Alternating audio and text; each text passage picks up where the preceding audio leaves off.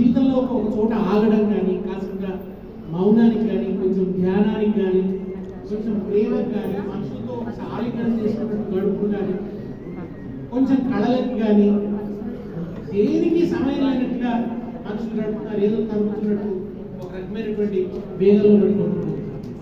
తీరా ఒక దశకు వచ్చిన తర్వాత ఏమవుతుందంటే బ్రహ్మాండమైన ఇల్లు ఉంటుంది, అందులో మనుషులు ఉండటం, కావాల్సినంత డబ్బు ఉంటుంది, ఏం చేయాలో అర్థం కాదు,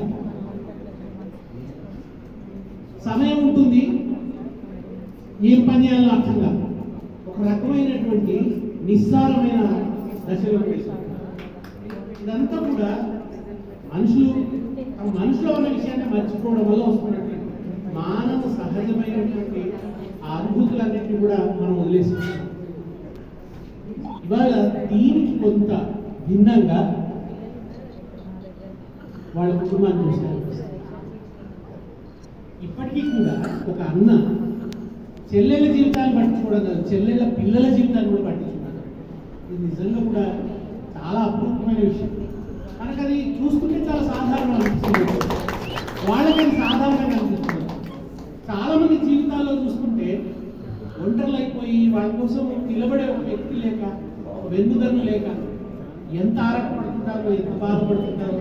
అయ్యో నాకు అన్నుంటే బాగుంటుంది, నా కోసం ఈ క్షణం నా కోసం బాధ్యతగా నిలబడే ఒక వ్యక్తి ఉంటే బాగుండు, అది లేని వాటికి లోటు అర్థమవుతుంది.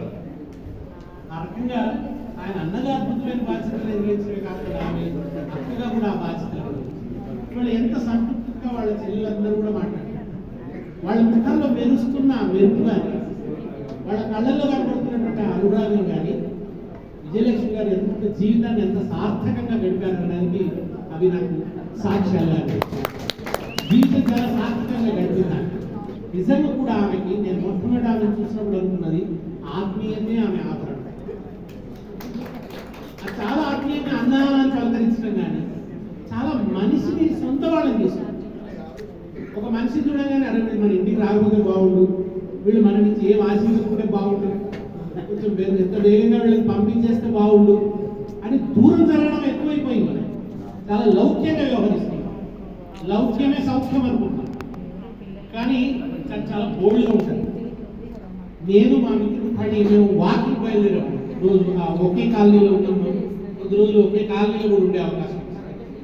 వాకింగ్ పోతూ వాళ్ళ ఇంటి ముందు నుంచి పోతుంటే కూడా లోపల పిలిచి రోజు చేసే వాకింగ్ లోపల పిలిచి గ్రీన్ టీయో ఏదో పండు ఫలము తినకుండా టీ తాగకుండా పంపించి చాలా అద్భుతమైన పోషకాలు.